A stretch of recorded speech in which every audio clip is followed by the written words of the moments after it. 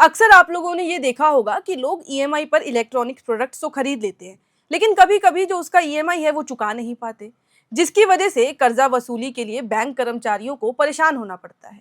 तो अब इसको देखते हुए भारतीय रिजर्व बैंक यानी कि आरबीआई ने एक नया और सख्त नियम लेने का फैसला लिया है, जिसका उद्देश्य मोबाइल, टीवी, वॉशिंग मशीन जैसे प्रोडक्ट्स के लिए छोटे कर्जों की वसूली को आसान बनाना होगा।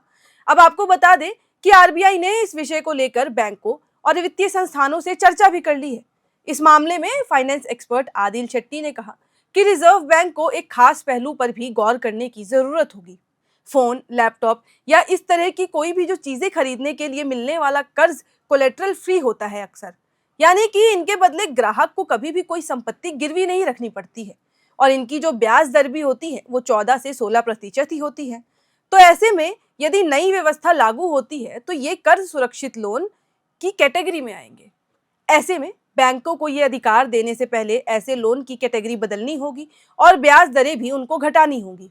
अब आरबीआई जिस व्यवस्था पर विचार कर रहा है वो मुख्य रूप से छोटे उपभोक्ता लोन पर लागू होगी, जैसे कि mobile, smart TV, washing machine जैसे इलेक्ट्रॉनिक्स ऐसे सामानों पर किया जाएगा।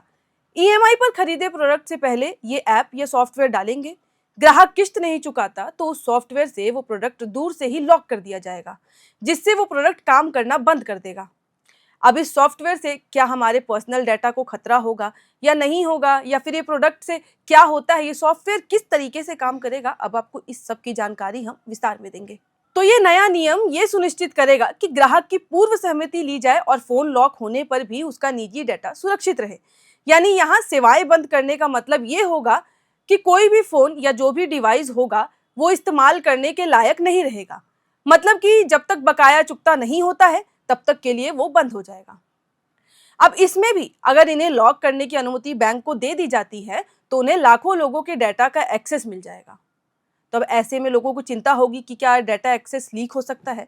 हालांकि साथ में आरबीआई ये भी चाहती है कि ग्राहकों का डाटा सुरक्षित हो, इसीलिए बैंकों को फोन के डाटा तक एक्सेस नहीं दिया जाएगा। लॉक किए गए फोन की निजी डाटा जैसे फोटो, मैसेज या फिर कॉन्ट्रैक्ट सेफ रहेंगे। अगले कुछ महीनों में फेयर प्रैक्टिस कोड में नए दिशा निर्देश जोड़े जा सकते हैं। यदि ये नियम लागू होता है तो इससे लोन की वसूली आसान होगी और कम क्रेडिट स्कोर वाले ग्राहकों को भी लोन देना आसान हो जाएगा। अब दूसरा सवाल, क्या ये हर प्रोडक्ट में होगा? तो इसका जवाब है कि mobile, tablet, laptop, smart TV आदि में ये आसानी से संभव होगा, क्योंकि इनका सॉफ्टवेयर दूर से कंट्रोल किया जा सकता है आराम से। अब अगर कार, बाइक की बात करें तो कई देशों में पहले से ऐसा सिस्टम ऑलरेडी है, जिसमें ईएमआई ना भरने पर गाड़ी स्टार्ट नहीं होती है और वो बंद हो जाती है। घर में इस्तेमाल करने वाले सामान जैसे फ्रिज, वॉशिंग मशीन आदि और वैसे सामानों में ये संभव है, लेकिन भारत जैसे बाजार में अभी भी ये कम है। नॉन डिजिटल प्रोडक्ट्स जैसे कि फर्नीचर, साधारण बाइक में ये उपाय नहीं चलता है। तो ऐसे सब में पारंपरिक रिकवरी एजेंट लीगल एक्शन रास्ता होता है। अभी कौन से देश इसको किस तरीके से यूज कर रहे हैं, चलिए आपको वो बताते हैं। तो पहले बात करते हैं अमेरिका की। अमेरिका में कार लोन में किल स्विच तकनीक का इस्तेमाल होता है। ईएमआई ना चुकाने पर कर्जदाता कार को दूर से ही बंद कर सकता है। वहीं कनाडा की अगर बात करें तो कनाडा में कंपनियां स्टार्टर इंटरप्ट डिवाइस लगाती हैं। इस डिवाइस में ऐसा होता है कि ईएमआई ना देने पर या भुगतान ना करने पर कार चालू होने से पहले ही बंद हो जाएगी। और अफ्रीका में का सिस्टम तो और भी ज्यादा आम है। यहाँ पे as you go solar system आम है। ईएमआई ना भरने पर कंपनी रिमोटली सोलर पैनल या बैटरी को बंद कर देती है, तो गाड़ी जहां होगी वहीं बंद पड़ जाएगी और जैसे ही किस्त भर दी जाती है सिस्टम चालू हो जाता है। अब ये सब देश में ऐसे सिस्टम्स हैं और भारत में भी जल्द लागू हो सकता है। अब इसके नुकसान क्या हैं, फायदे क्या हैं, चलिए आपको ये बता देते हैं। तो इसका फायदा ये होगा कि डिफॉल्ट केस घट जाते हैं, कर्जदाताओं का भरोसा बढ़ता है और कमजोर क्रेडिट वाले लोगों को भी प्रोडक्ट खरीदने का मौका मिलता है। अब इसके नुकसान भी उतने ही हैं। नुकसान ये है कि इससे उपभोक्ता के अधिकार पर खतरा बढ़ जाता है।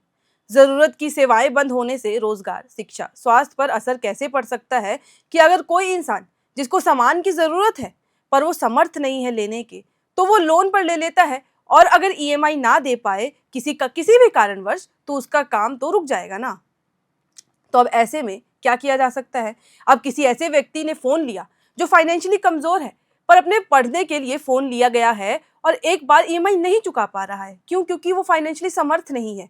तो इस हिसाब से तो उसका फोन बंद पड़ जाएगा और उसका काम रुक जाएगा।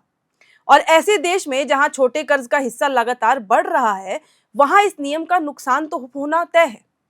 होम क्रेडिट फाइनेंस की 2024 की स्टडी कहती है कि 1/3 से ज्यादा उपभोक्ता इलेक्ट्रॉनिक्स जैसे मोबाइल फोन ईएमआई पर खरीदे जाते हैं। देश में 1.116 अरब से ज्यादा मोबाइल कनेक्शन है। CRIF हाई मार्क के अनुसार 1 लाख रुपए से कम के लोन में डिफॉल्ट दर सबसे अधिक हो रखी है। तो हालांकि विशेषज्ञ का मानना है कि इस समय के साथ ही स्थिति सुधर जाती है, और ऐसे में अगर आरबीआई ये नियम लागू करता है तो इसके नुकसान और फायदे क्या हैं, ये तो हमने आपको खैर बता ही दिए हैं कि इससे क्या हो सकता है और क्या नहीं हो सकता है, क्योंकि हर एक नियम का अपना एक फायदा होता है और अपना एक नुकसान होता है। पर अब इस नियम के बारे में आप क्या सोचते हैं, हमें भी कमेंट सेक्शन में बताइएगा। और तब तक के लिए देखते रहें एयर नाउ।